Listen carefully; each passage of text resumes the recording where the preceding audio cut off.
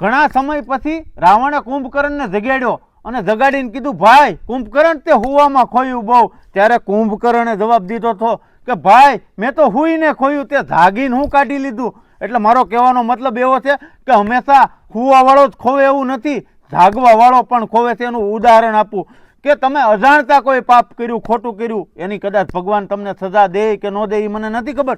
બાકી તમે જાગો છો, તમને ખબર છે બેઈમાની કરવી, ભ્રષ્ટાચાર કરવો, વ્યાજખોરી કરવી, ખોટું કરવું, આ બધું છે ને પાપની પરિભાષામાં જ આવે છે. એ જાણો છો કે તમે રાવણની જેમ જાગો છો છતાં પણ પાપ કરો ને, એનો હિસાબ તમને દેવો જ પડશે. અને બાકી તમે મારો કહેવાનો છેલ્લો એક જ મતલબ છે કે તમે જાગતા કરેલા પાપ છે ને એના તો તમારે હિસાબ ભગવાનને દેવા જ પડશે. તમે આડોશ પાડોશમાં બધે નજર કરજો, જેણે જેણે આવા જાગતા પાપ કર્યા ને એને એની પેઢીને બધાને ભોગવવું જ પડ્યું છે. જો તમને આ મારો વિડીયોમાં થોડામાં જાજુ સમજાય તો જય દ્વારકાધીશ.